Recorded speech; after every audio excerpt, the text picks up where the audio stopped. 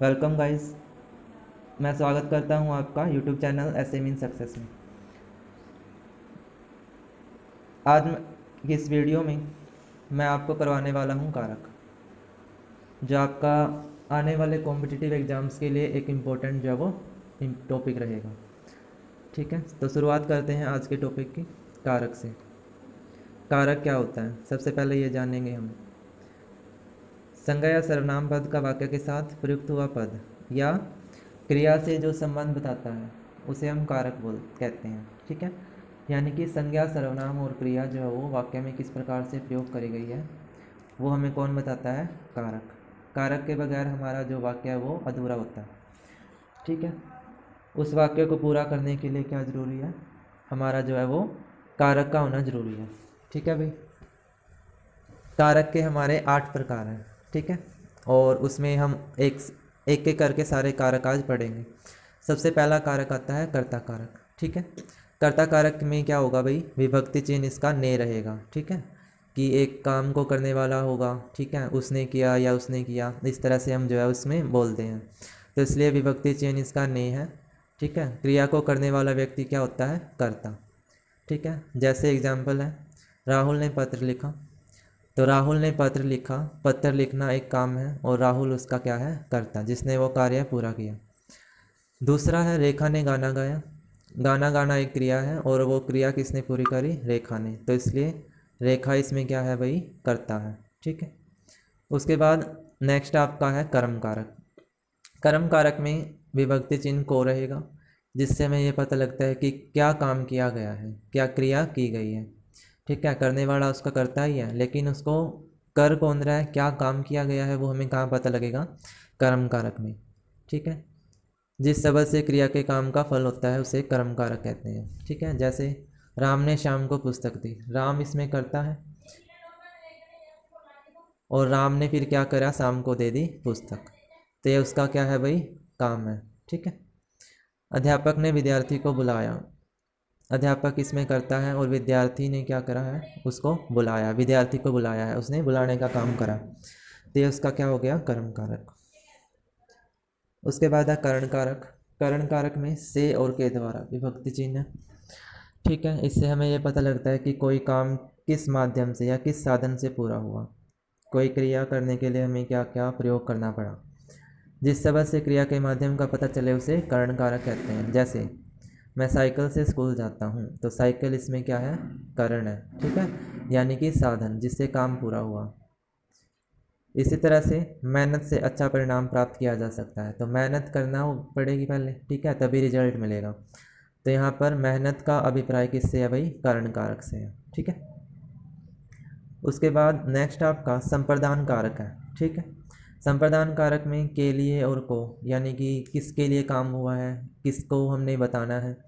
ठीक है, संबोधन इसमें नहीं होगा। संप्रदान कारक में उद्देश्य का पता लगता है कि किस तरह से काम हुआ, पूरा हुआ।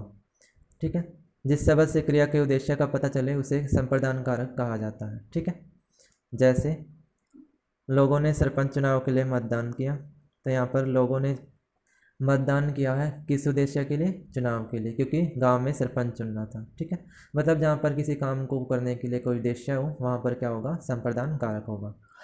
रमेश ने भिखारी को खाना दिया। ठीक है, अगर कोई भिखारी भूखा है तो उसको खाना दे रहा होगा। ठीक है, किसने दिया? रमेश ने, तो यहाँ भी संप्रदान। नेक्स्ट है अपादान कारक, से और अलगाव। ठीक है, अलग होना किसी का या ठीक है, किसी से अलग होने का भाव कहाँ होता है? अपादान कारक में। जिस सबब से क्रिया के अलगाव का पता चले उसे अपादान कारक कहेंगे। जैसे गंगा हिमालय से निकलती है। गंगा नदी का अलगाव किससे हुआ है? हिमालय से। ठीक है, अलग होना मतलब वो उससे जुड़ी हुई है लेकिन वो अलग हो रही है, तो इसलिए उसे अपादान कारक कहेंगे।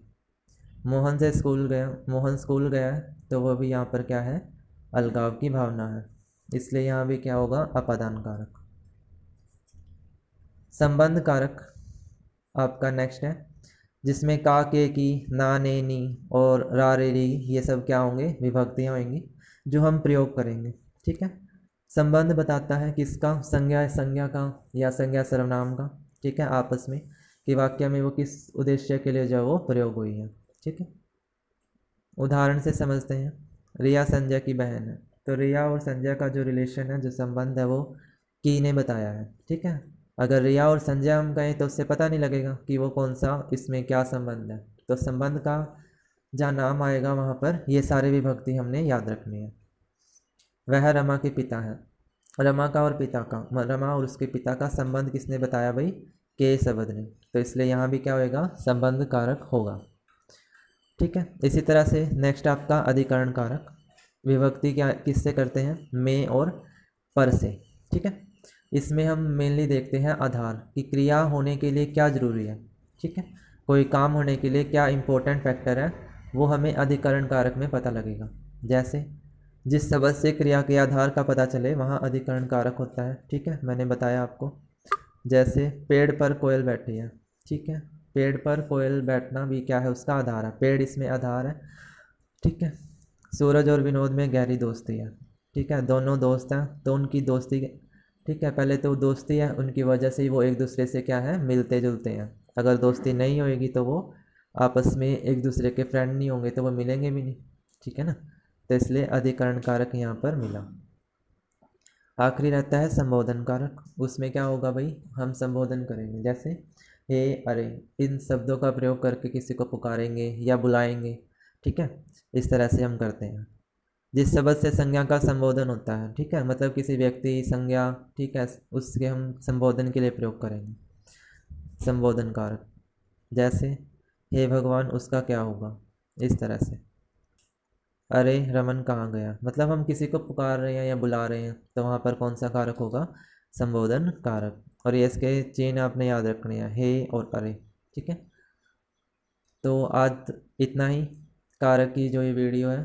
ठीक है, इसमें इतना ही मैं आपको बताऊंगा। उसके बाद मिलते हैं हम अगली वीडियो में। तब तक आप वीडियो को लाइक करें, शेयर करें और ऐसे मीन सक्सेस चैनल को सब्सक्राइब कर दें। धन्यवाद। और आप सब जानते हैं किस तरह से इसका पैटर्न आएगा। ठीक है, आपने याद रखने हैं इसके जो विभक्ति चेन रहेंगे, कर्ता का, कर्म का, करण का, सभी कारकों के विभक्ति चेन याद रखने हैं। और उदाहरण से याद रखना है कि अगर कोई एग्जाम्पल पूछ ले तो उसमें कारक कैसे बताएंगे आप। ठीक है, तो इसलिए इस तरह से आप इसको याद रखेंगे। ठीक है, उम्मीद करता हूँ आपको वीडियो पसंद आएगी, तो आप लाइक कर दें, शेयर कर दें और चैनल को सब्सक्राइब ज़रूर करें। धन्यवाद।